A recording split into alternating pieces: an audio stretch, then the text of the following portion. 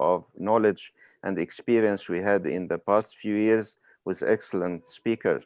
We had Steve Rodenberg speaking about congenital lung lesions. We had Todd Ponsky speaking about what's new in pediatric surgery.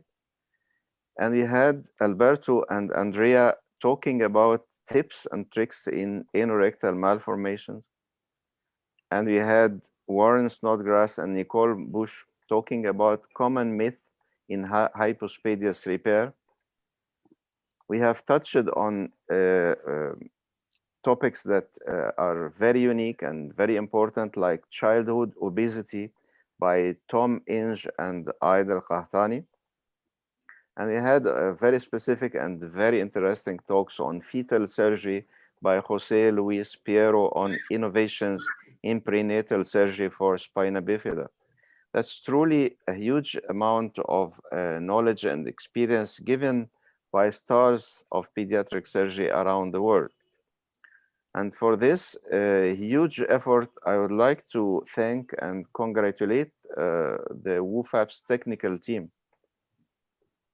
This is Mahmoud Al-Fiqi from Cairo University. And this is Omar Khamag, who is working in the Red Cross Children's Hospital in Cape Town, South Africa. And this is Tamer Ashraf, Professor of Pediatric Surgery in Mansoura. They are not only skilled pediatric surgeons, but they are, again, experts in technology and computer and internet. They helped very much in the creation, maintenance of this online activity. A new feature in the COVID time, because we cannot have the pleasure of meeting you in person. So we have to meet online, and these guys helped a lot in the excellent job of doing these online meetings. The team was headed by Alp Numanoglu, who is the president-elect of the WOFAPS, hopefully in the physical time, not in the online time, where we'll enjoy our personal meetings again. And I would like to take this opportunity to invite you to visit our website, thewofaps.org, where you can see a lot of information about the upcoming meetings, and you can get access to the previously recorded very interesting sessions. So why not today you become an affiliate member? For a very small amount of money, you can enjoy a lot of benefits of membership, including application for the WOFAPS scholarship, and get discount in activities and get access to our online library and previously recorded sessions. Today we have another star in the sky of pediatric surgery, Holger Till, who is speaking about a very interesting topic, the fascination of adrenal tumors. We have two distinguished moderators for this session, Sharon Cox, who is the head of clinical unit pediatric surgery in Cape Town Red Cross War Memorial Children's Hospital in Cape Town, South Africa, who is a board member of the WOFAPS Exco, and she is interested in all aspects of pediatric surgical care, including neonatal surgery, and specifically for today's topic about pediatric surgical oncology. We have Paolo Gasparella, who's a consultant pediatric surgeon in the Department of Pediatric and Adolescent Surgery in the Medical University of Graz, who is interested specifically in minimally invasive surgical techniques, specifically oncology and prenatal diagnosis. Today, guest of honor, he's a star in the sky of pediatric surgery. If I speak about his achievement or CV, I will take all the time for today's session. So probably Holger is a man who needs no introduction. He's well known to all of you, and he is a real star in the world of pediatric surgery. Briefly, he is a chairman of the Department of Pediatric and Adolescent Surgery and vice chairman of the supervisory mobility in Graz, Styria, Austria. He's a past president of the IPEC. He's an excellent scientist, a huge amount of publications, and above that, he is a magnificent speaker, and above all, he's a wonderful friend. We are very happy and honored to have Holger Till with us today. Holger.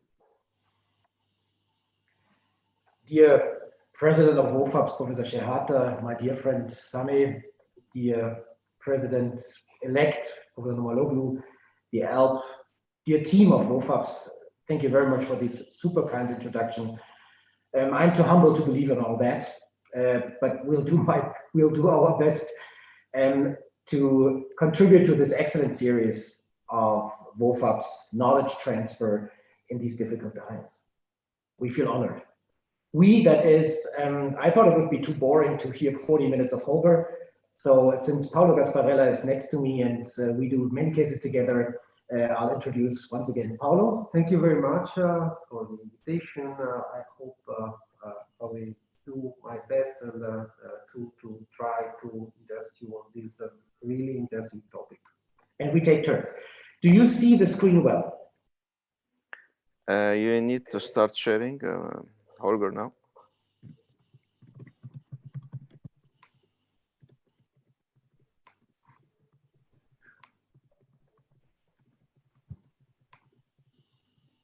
Yes, good. Okay. So again, we take turns and here we go. The title we've chosen was The Fascination of Adrenal Tumors. Now, in a board with Sharon and everybody in the board, we don't need to explain many of those and basic rules for handling those tumors, but we thought we'd pick a few interesting ones and spur a discussion beyond the textbook knowledge. Nevertheless, for the younger ones in the audience, we'll do our basic oncological considerations before we go into the stars of this area. And so it is obvious to all of us that this wide biological spectrum, this fascinating area of adrenals only, can be basically differentiated between the cortical and the medullary tumors. But then, in addition to that, even those are not homogeneous in themselves, not even the same tumor, is this on the right side, this vast amount of composite or additional tumors that you have to deal with oncologically, surgically, in terms of how to do it right and when to do it right. At the beginning and the end of the talk, whatever you say about these tumors, the only thing that really matters to the patient is oncological safety. And I think we all agree to that. And I have to remind myself about that every day. As fond as I am of MIS and some other cool tricks, the only thing that matters to the patient is not cosmesis, it's not small size, it's just the correct oncological safety. So anybody who's dealing with these tumors, he must be as good as his pediatric oncologist in knowing the protocols, in knowing the limits of that. And the first slide is dedicated to this statement: oncological safety, that's what matters. Yes, MIS does play a certain role, and we'll come back to a couple of cases. But again, it's not about feasibility, it's not about how high you can climb and how dangerous you may be, it's all about oncology. And here we go. Let's start with the champion, and that, of course, must be neuroblastoma. To do our basic homework, we all understand that neuroblastoma is a vast variety of beautiful biologies, even within the same tumor. It can be malignant on one side, it can be benign on the next side, it can be a neuroblastoma with a proliferation index high and a ganglioneuroma in some other parts. We would like to understand how he does that and what we can do in terms of other mature adult tumors to make them the same as the neuroblastoma. Biologically. Surgically, again, you better know your homework, and that is number one. You have to do an image-defined risk factor association. If tumors are, for example, encasing the SMA or encasing other arteries, etc., you have to guide your surgical strategies, of course, to the IVRs. And that's long well known. Let's pick a case like this one, a typical neuroblastoma, huge extent. If you look closer to all the different images, you get the idea that, of course, it must be encasing the aorta, probably the renal artery, probably the SMA. In our setting, with SIOP being the oncological society that gives us the oncological rules, we do chemotherapy. And even post-chemotherapy, yes, the tumor shrunk considerably, but you have to anticipate still at least one IDRF, and that would be the encasement of the renal artery and renal pedicle. Would that be a case for laparoscopy? No, never. It's better be a case for an experienced surgeon. And of course, we have many of those in WOFAPS. Homework means that tumor is still an L2 tumor because it's got a lower renal encasement of the renal artery, and it avoids and it necessitates complete resection. Same tumor it is. The kidney, the spleen, obviously encasement of the renal pedicle, post-surgery gonadal vessels done, renal artery, renal vein, gross resection above and below the renal pedicle all the way down to the psoas muscle. I guess we all agree that's what it takes. Now our topic is fascinating ones. Sharon, let me get you in there. What do you think of this one? Now, obviously, this is a renal tumor. On first, second, third, and fifth side, it looks like a nephroblastoma. It seems to be deriving from the upper pole of the left kidney, renal pedicle involved. And what does it really makes it to a renal tumor certainly is this thrombus in the renal vein and all the way through the IVC up to the diaphragmatic level. In addition, it seems to have liver metastases in segment 6 and 7. So I think at this point, looking at the MRI, nobody would doubt that this must be a nephroblastoma. And we treated it like that. Chemotherapy, of course, to the presence SIOP protocol, evaluated a couple months, 2 months later, and found that the tumor volume had increased. And the size of the pulmonary metastases had increased, and obviously we had done something wrong.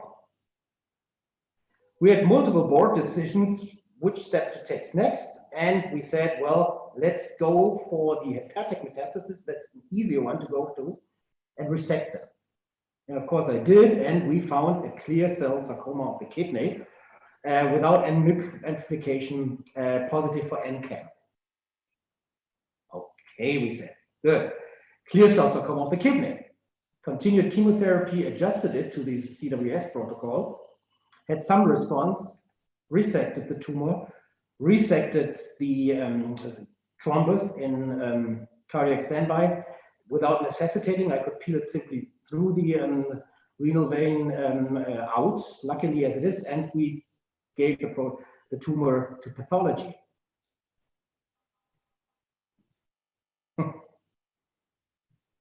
It turned out to be a neuroblastoma.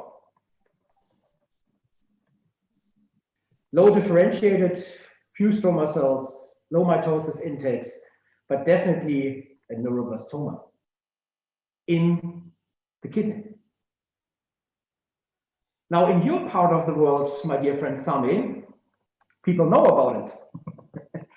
And who else but Larry Hadley from Durham is the guy to talk about that.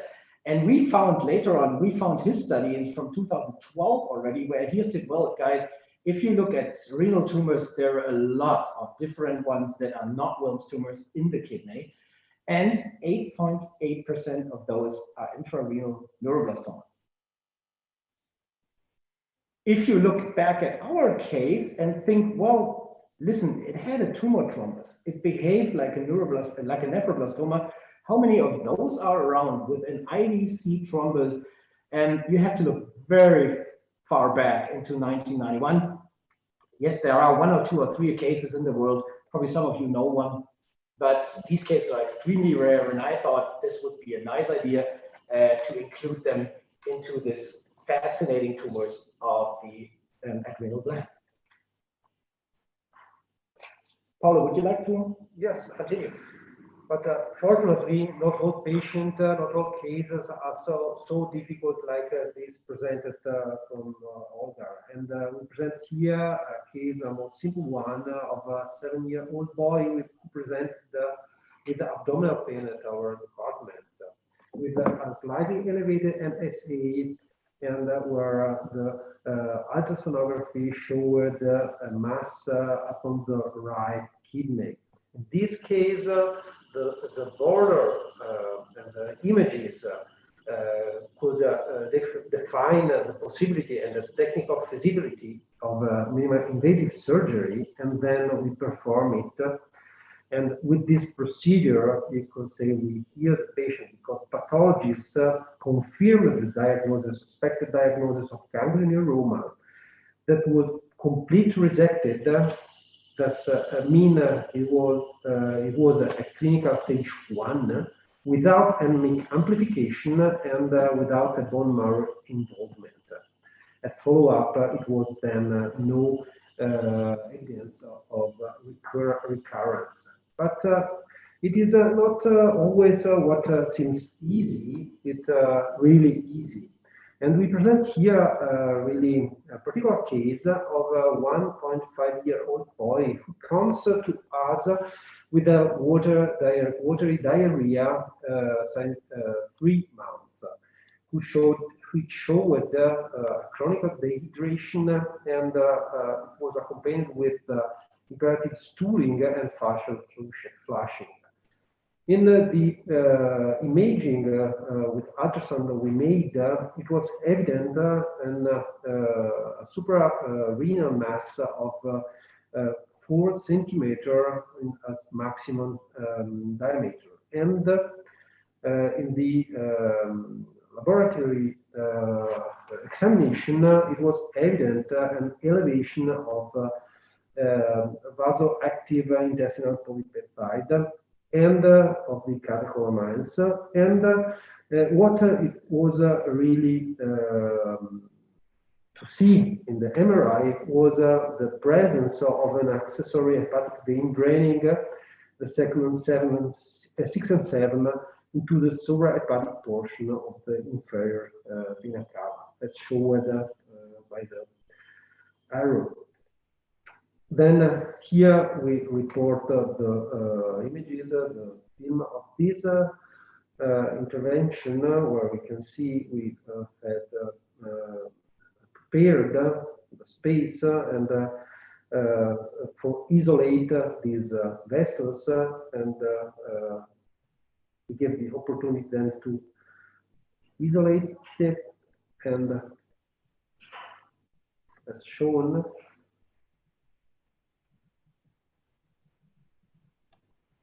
Now, the purpose of that video is, and I don't know how many of you resecting these right adrenal tumors have been swearing when it already started to bleed. And the message here is, if you do a lot of liver resections, you understand this immediately. If you don't, this is crucial to you. There are accessory hepatic veins from segment 6 and 7 draining into the same area as the adrenal gland.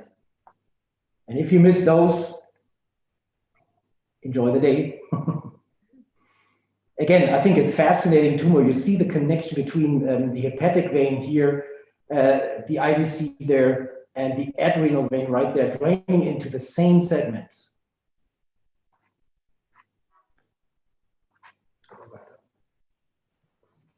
So here, by the way, Sami, is that, can you see that well, or is that interrupted like Zoom does sometimes? No, perfect. I see it very, very nice. Streaming very well. Thank you. the cut of this vein and the excision, the preparation. Okay, here the histologic features of the tumor that intensely showed that there are also nearby the ganglionomatous cells, also deep discerning cells, and that then is give us the diagnosis of a composite ganglioneuroma, composite from ganglionomatous cells and deep discerning cells. This is not something new. This is known but rare in the literature, and is present as a watery diarrhea, like in our cases, but it's really, really rare, particularly in children. Is normally associated in children, occur in the pancreas, in the pancreatic tissue, but rather along the neurocrist tissue or in the sympathetic ganglia, like in the ganglion neuroblastomas in our patient where the tissue of ganglion neuroma was present. Okay, so that's for the simple neuroblastoma and friends. We'll move on to the next pathology. Must be pheochromocytoma. Now, obviously, pheochromocytoma in this audience of excellence is a no-brainer, pretty much. Obviously, this case only spurs the discussion that we will later on have. Would you approach that retroperitoneoscopically or laparoscopically or transabdominally open? And I think this example is a good example that if you come from behind, it's rather difficult because it's encasing or sitting on the renal pedicle right here. Now that would be too easy. Let's talk about this one. So here we have in 2007, she was a 3-year-old girl that presented to Professor Höllbach here in Graz with headache and hypertension, and he performed on the right side, open adrenal sparing resection. He did well.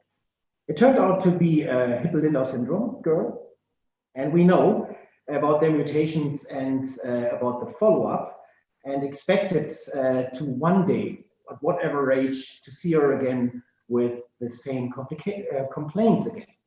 And so here she came. At the age of 13 in 2020, just recently, she presented with a little adrenal mass on the left side. So not a local recurrence. Michael did well. No, a new small tumor on the left side of the left adrenal gland, nicely sitting right here, right there. Why do we present this case? It is known that they reoccur. 20% of these VHL patients have bilateral pheochromocytomas at whatever age, and the goal must be to do a complete resection with adrenal sparing.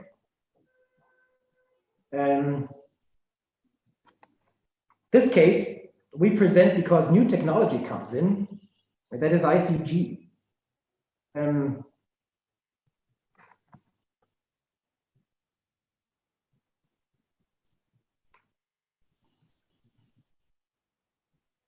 So this is the pancreas. This is obviously the spleen, the transverse colon, the pancreas, and somewhere in here is then the tumor. Sorry.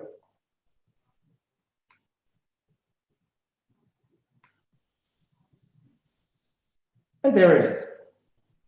Normal adrenal gland, pancreas up there, pancreas here, and there it is.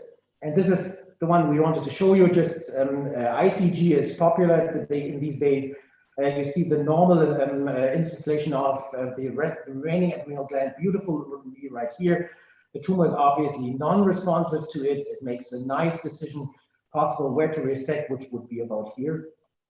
And then you follow the basic principles of any kind of surgery. In this case, we hitched it just because the capsule was rather fragile, just to have a nice grip on it without touching it too much and leaving the grip.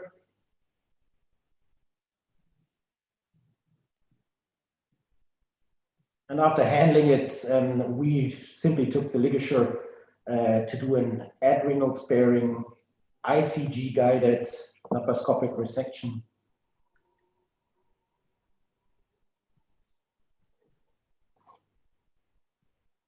So modern technology facilitates nicely delineation of the tumor and adequate adrenal sparing surgery. There are a couple of reports about that around. We don't brag about it. We're not the first one, certainly. And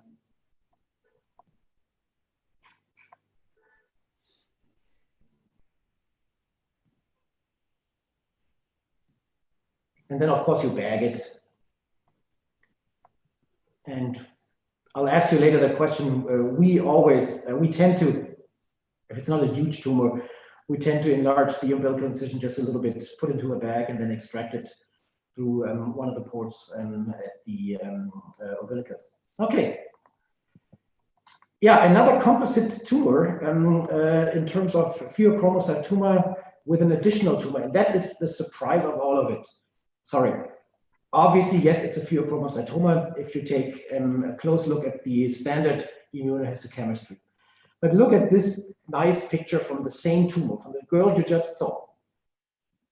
This is the pheochromocytoma, and this is neural tissue. She was a composite pheochromocytoma of the typical pheochromocytoma tissue and ganglia cells, nerve endings, positive to PGP 9.5, which is a nerve cell marker. Are those around? Is that the first case in the world? Certainly not. Certainly not.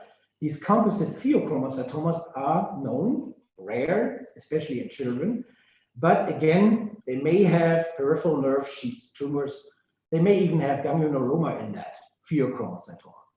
So this speaks for the fascination of adrenal tumors all in all, that they can have so many composite different neural crests, adrenal and cortical tissues all together in one. Well, let's go to the adrenal adenoma. Thank you.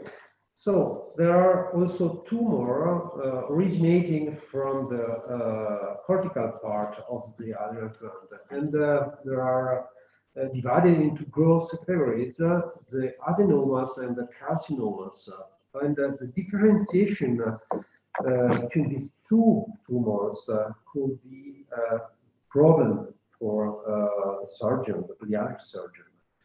Let's show this first case of a 3-year-old boy who presented with this precocious puberty. At laboratory investigation, it found an elevation of the androgens hormones, and by the image studies, by the ultrasound, we found another mass of with a maximum diameter of 3 centimeters upon the right kidney. We studied this mass with an MRI, and the MRI confirmed this mass and give you information about the possible resecability of the tumor. And then we decided to perform a minimally invasive approach. This was successful. The pathology confirmed the diagnosis of an adenoma, which was completely resected. And at follow-up, the success was confirmed because the laboratory investigation were normal, the hormonal investigation were normal, and ultrasound showed no relapse, no relapse. But it is not always so simple. Like we say in the second case, girl, 1.5-year-old, also with a precocious puberty to our department, presented to our department with a precocious puberty, and also with an elevation, in this case, a highly elevated amount of androgens and renin. The ultrasound was similar to the older patient with a maximum diameter of the adrenal mass of 4 centimeters. The two pictures could be interpreted as they were from the same patient. And the MRI also in this case confirmed the diameter, confirmed the presence and the features of tumor that was solid and just macular, and confirmed that there were no calcification and that were no bleeding. What about the decision in this case? Could we perform a laparoscopic approach, or it is better to prefer an open surgery? This question we have also preoperative in our team discussed that, and the variable with feature of this tumor are here represented in this schema. Then we opted to perform with these informations a laparoscopic approach. By laparoscopy, however, we found that on the upper side of the mass, there was an unclear cleavage plane with the liver, and we preferred then to convert to laparotomy in order to avoid eventual spillage from the tumor. Then the pathology gave us the information that it was not an adenoma, but an carcinoma with a high proliferation index. And everywhere we found also that it was part of a genetic syndrome, because we found mutation of the P53, that means Leaf-Romain syndrome. And also, this is what are the consequences if we don't think about this possible feature of the tumor. And this is a case, a 4-year-old male patient coming to our center after an history of multiple treatments in another hospital. It was in this patient a resection of adrenal tumor that was then an adenocarcinoma. And this is here we can see the consequences of this treatment. Yeah. Okay. So it's time to summarize a few things, and I will start with a humble statement about the role of MIS in adrenal masses. I think our cases and many others in the world show that you have to respect that tumor, that you have to be respectful about the biology and the surgical and oncological consequences. A study like this one is beautiful to have. It comes from very well-known people, very, very good surgeons and scientists from all over the world and some of the best centers. But what it does, it summarizes some of the cases and even better cases that we showed you: neuroblastoma, adenoma, pheochromocytomas, bilateral, even one adrenocortical carcinoma. And my very personal attitude towards this is, I don't share the conclusion. MIS should not be the first-line treatment for all of these cases, especially not for the carcinomas, and should be very carefully initiated once you see some kind of hormonal or image doubt, because there are these composite tumors that must be attacked very, very carefully. So I don't share this general enthusiasm about the role of MIS in these patients. Instead, I opt for clear oncological risk stratification, which we try to show throughout the talk.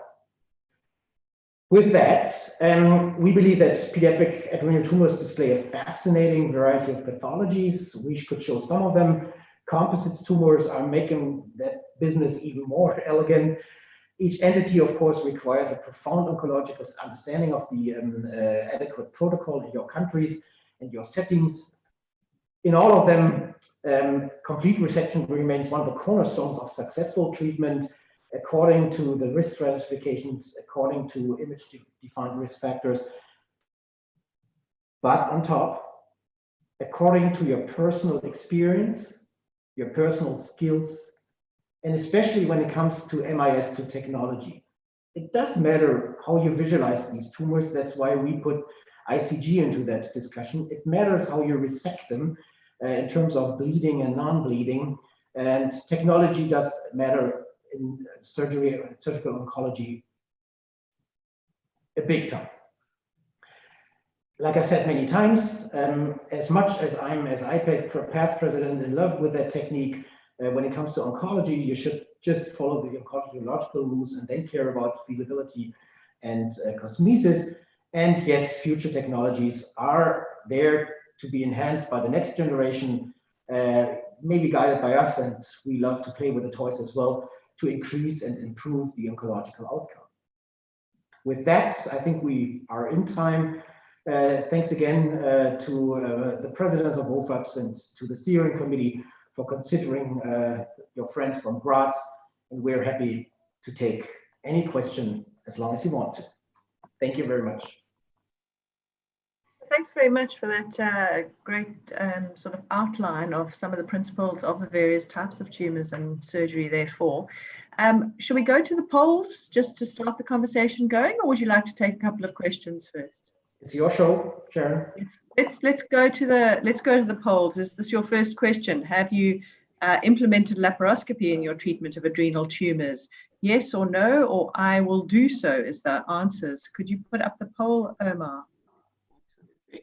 So everybody can answer. It's an anonymous poll, and the results will be shown quite soon. Once you've answered, just click which one you want and then push the submit button.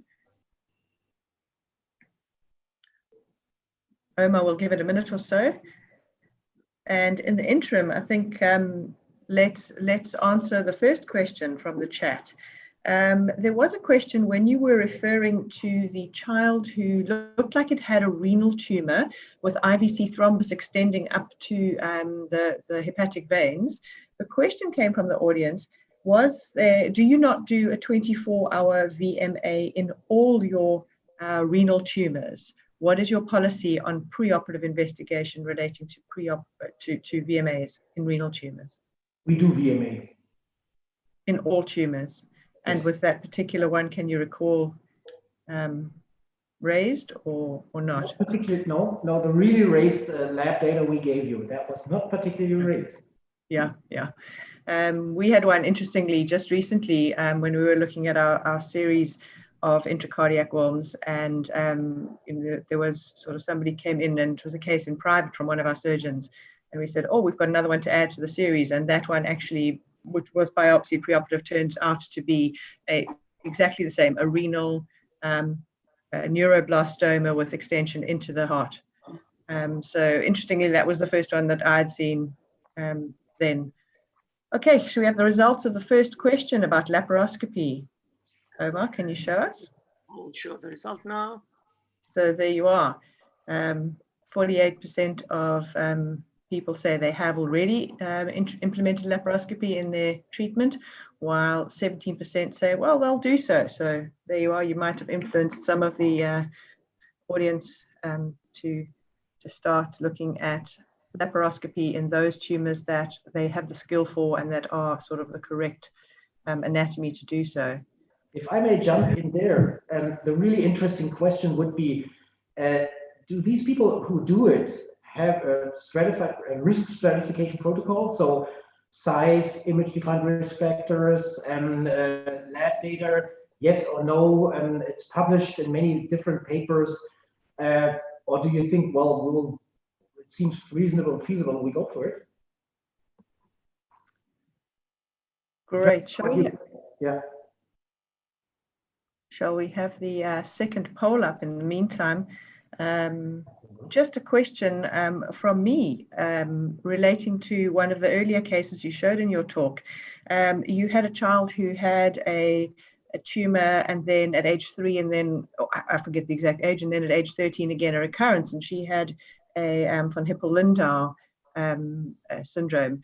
do you do in these patients in all your adrenal tumors, because we know that they are related to P53 and to other genetic anomalies, do you routinely do genetics on these patients, first of all, present to you? And then following on from that, if they do come up with a positive genetic marker, are you routinely screening them for the opposite side tumors? Honestly, Sharon, that was before my time here, and we could not retrieve how they were so clever. That was Michael in his days, and they were clever enough to somehow detect it. And but after the diagnosis of von Hippel-Lindau, yes, she was in a complete oncological follow-up because we expected, the pediatric oncologist expected recurrence one day. But you're not routinely doing genetics on all of your tumors, all of your adrenal?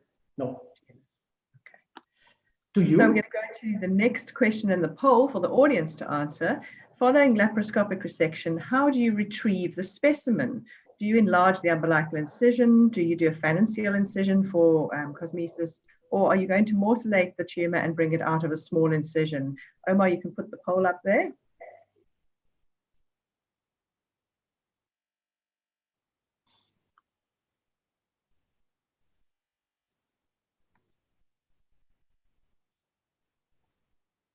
And so while we wait for that, we'll take another question from the chat box. There's a question on ICG. Do you do ICG for all of your adrenal tumors? And what is the basic audience experience? It was also asked from the chat box. So ICG, Holger, for all your tumors, for the majority? No, this is a quite new technique, and we don't perform for all our tumors. So the first description of ECG for other tumors is in animals in 2015, and it begins now to be well used. But we are convinced that it is really a good technique. This patient it does really well function. We will of course use it for the next patient. Sure, I thought, for those tumors that we need to resect completely, I don't think it makes much sense. You have your surgical borders in terms of the cava vein or whatever else. But here the question was, first of all, do we find it, which could be more difficult than we thought?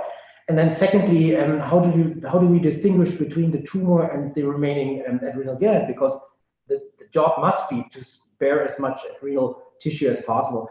So we thought, in this case, the gimmick is nice to have. Right.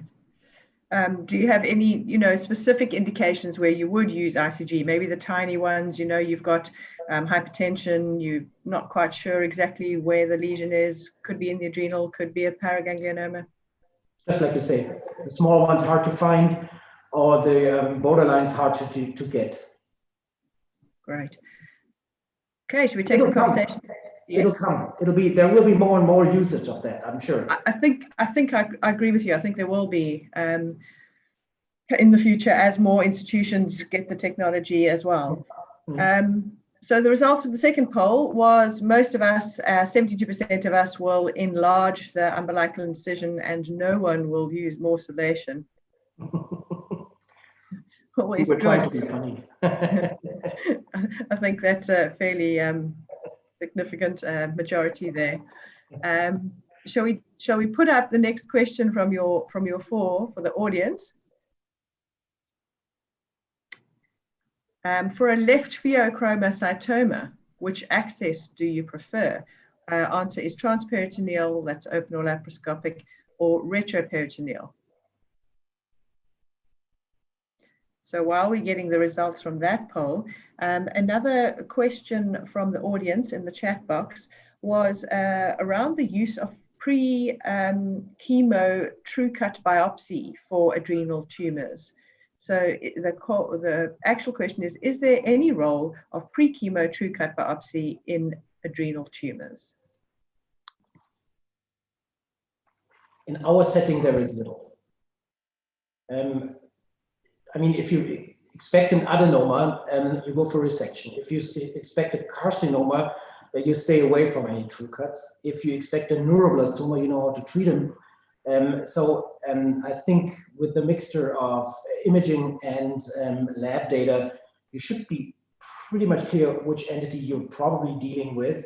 And the SIOPS protocol, I don't know how you think about it, or the other experts on the board, and there's little room for true cut biopsies in our setting. Great. We have the answers there, Omar, to the route of resection. I think there you are. 86% do a transperitoneal or open or laparoscopic, but a transperitoneal approach to their tumors of the left adrenal. If I may comment on that, that is, I expected this answer, but the answer actually is more difficult or more variety in that than you think. I'm sure that 86% of the people on this call, on this Zoom meeting, are pediatric surgeons. Mm-hmm. If you're a pediatric urologist or if you're a urologist, you answer exactly the other way around. Is there any difference? And is there any difference there, like any in the axis, what you would advise if it's up to you, or it depends on what approach we're familiar with? For me personally, Omar, yes. For me, yes, for you personally. Yeah, I'm one of the pediatric surgeons. Okay. Since I'm trained to go transperitoneally, I feel comfortable with that. But if you have a case, let's say adrenal tumor, 80 kilo body weight, 14-year-old girl, if you send that case to the adult urologist who does a lot of endocrine surgery, he gets these tumors out retroperiscopically in 30 minutes. Okay. Just to be humble about the technique, there are good friends in urology who do hundreds of these cases, and they, especially on the left side, they use the retroperitoneal access. It's a matter of familiarity, I think, Holger. The urologists are very much used to the retroperitoneal route, so they don't think about it, and we are used to a transperitoneal, and you can never change that. It's a kind of familiarity. That also speaks to exactly what you said. You do the operation that your experience allows you to do, which is what you were saying in your talk. If you don't have the experience, you shouldn't be doing it laparoscopically at all. And if you do have the experience, you'll be doing it the way that you were taught. We have the fourth audience poll brought up, Omar. In the interim, I think there's another question here. Just let me read it. There was a congratulations on your wonderful lecture, Holger. What can you say about the tumor size for selection of patients for laparoscopy? That's the question from the audience. Hello? So tumor size. This is the limit is for us at least 5 centimeters. And that that's not a technical aspect, but if you go back to this risk stratification, tumors larger than 5 centimeters must raise the suspicion of carcinoma, especially when you have to differentiate between adrenocortical adenoma or carcinoma. 5 centimeters matter in the risk stratification. Absolutely. So our last poll there, Omar, the results. The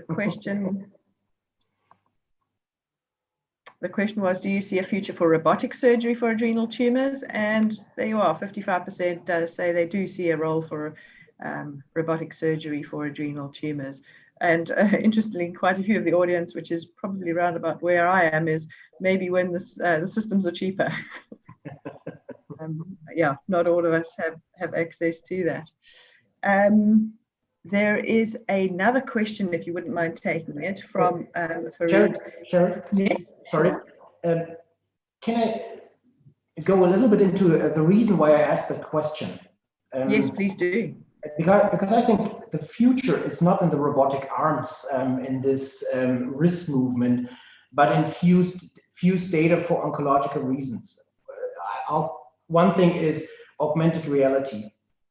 Now, when you have in your screen the IVC, the renal artery, the renal vein, the tumor borders in the screen that you work with, then I think for us as pediatric surgical oncologists, these gimmicks make fun. It's not the arm, it's not the tactile movement, it's data fusion.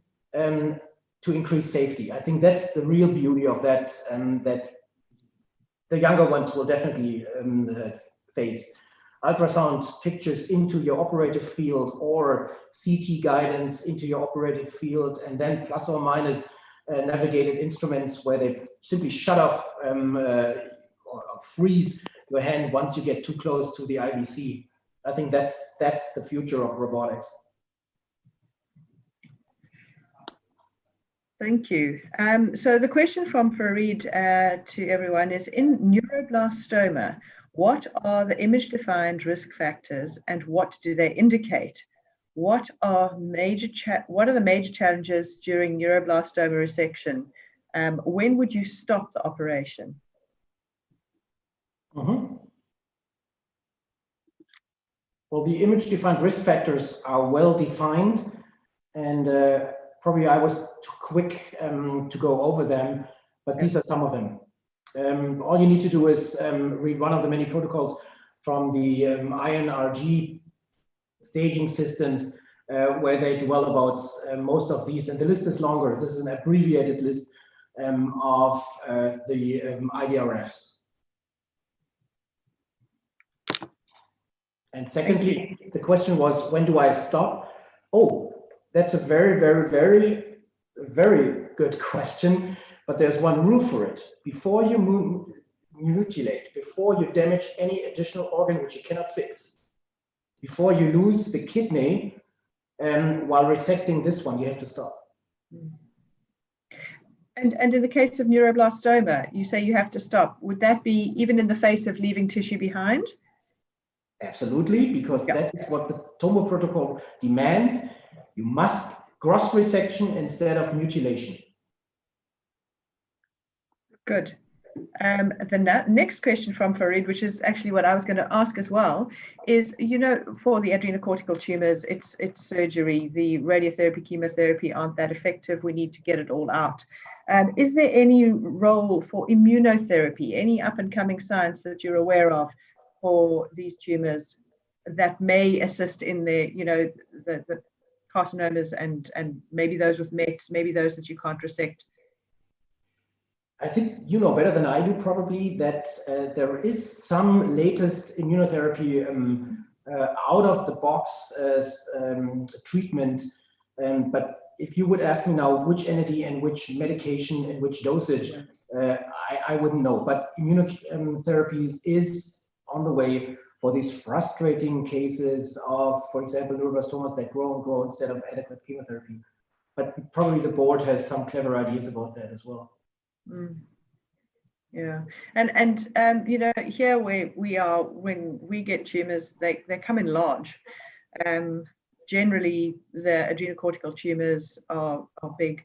Any role in that situation for an adrenocortical tumor for something like arterial embolization or any other techniques to make it smaller preoperatively?